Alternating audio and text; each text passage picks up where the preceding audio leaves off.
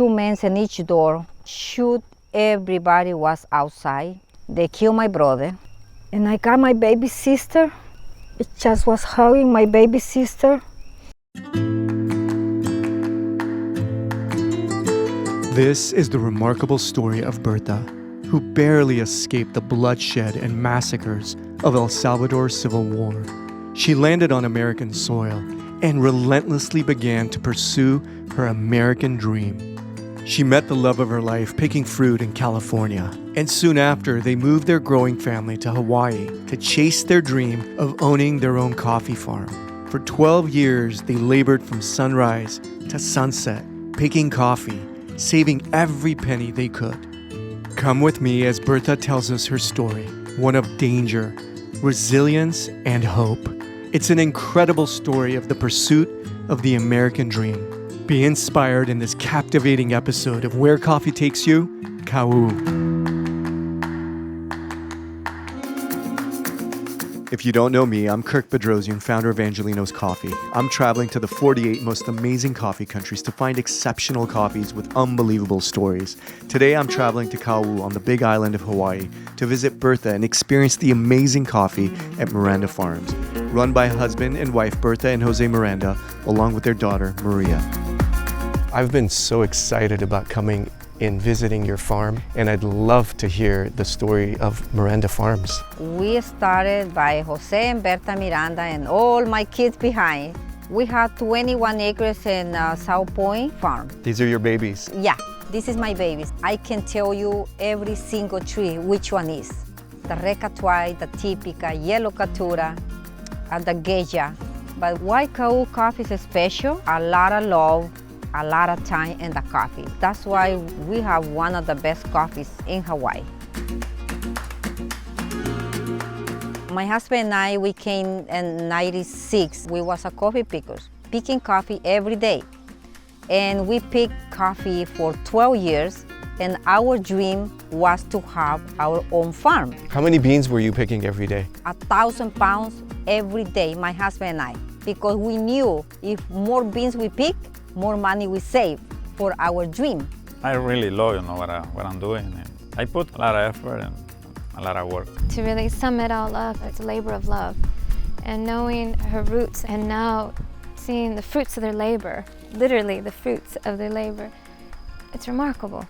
I love to be every day in the field. This is my babies. I don't have no more babies. My coffee trees are my babies.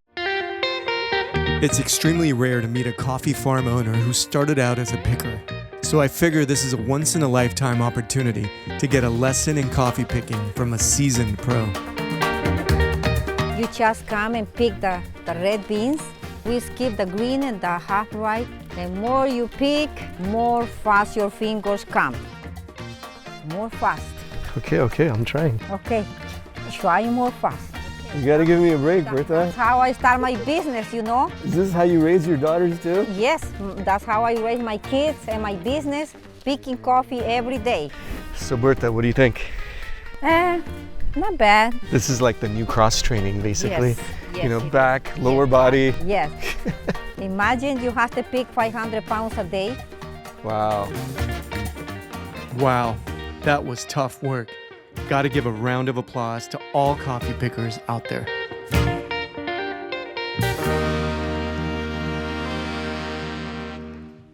I asked Berta and Jose if they would tell me what their lives were like before they came to America. What led them to leave their homes to start new lives here. Berta, I fell in love with your coffee. Thank you, sir.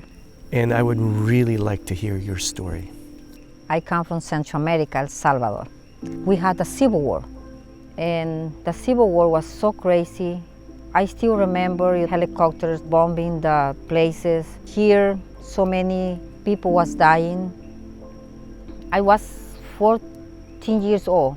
One night, we was making dinner when 4 men came to the house, and they was asking for money and gum. And we didn't have no money, we didn't have nothing to give them. They got 2 men in each door and shoot, everybody was outside. They killed my brother. And and they killed my grandpa. And I got my baby sister. It just was hugging my baby sister. And my mom, they broke her the arm. My daddy, they got his bell and put it in his neck. My mom went to help my daddy. And I don't know how she did, but she cut the bell. And then few minutes after, my daddy breathed. And that one was very hard situation for the family, for me. I saw everything. It was very hard to lose all the family.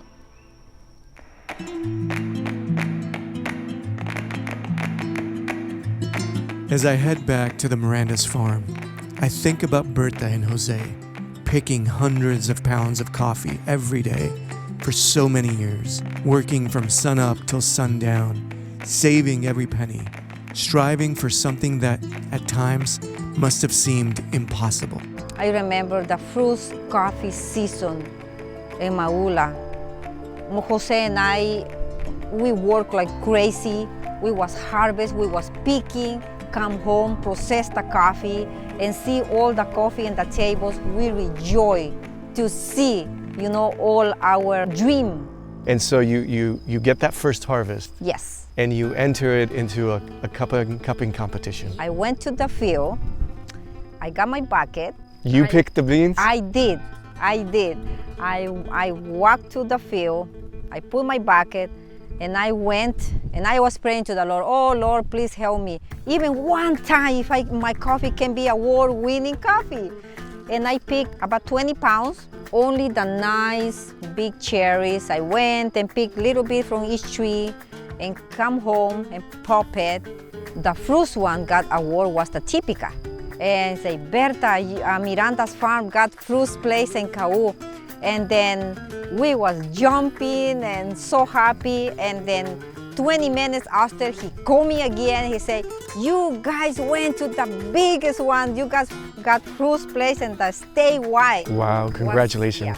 What else happens that year? We wait for so many years. How long was that dream? 60 years. So you waited 16 years, and you always dreamt about owning the land, Yes, right? and finally, after we prayed, we worked hard, we was able to purchase the land. Does that feel like somehow like some kind of closure? Like some American dream. The American dream. The American dream. Oh, that's Yes, so beautiful. I come from far away from Central America, and this is my American dream.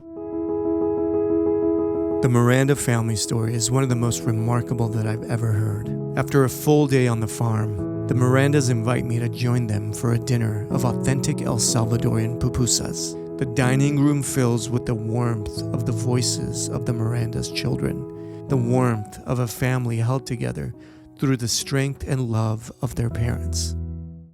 After going through all that violence and all those hardships, how did you find that hope to keep going?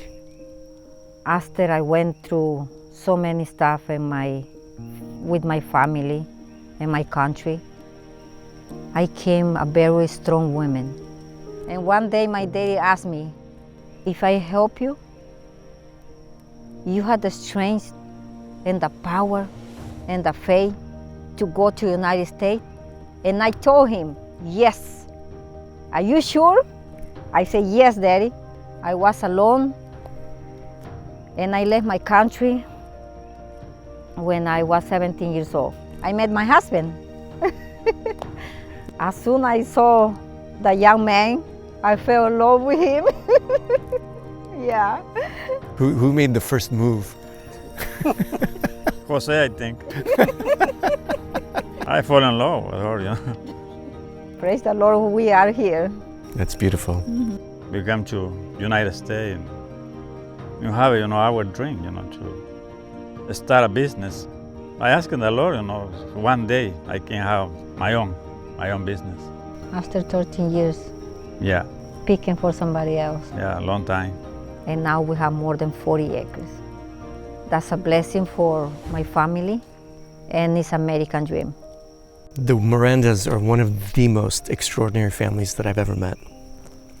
But I have one last question. How do you make the coffee so good? It's the love, the passion. Visiting Miranda's farms has been an experience I will never forget.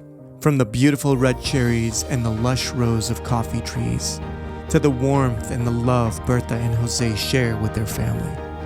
I can't help but marvel that what brought us all together in this magical place called Kau is this simple little bean. Around the world, our story shared through a cup of coffee.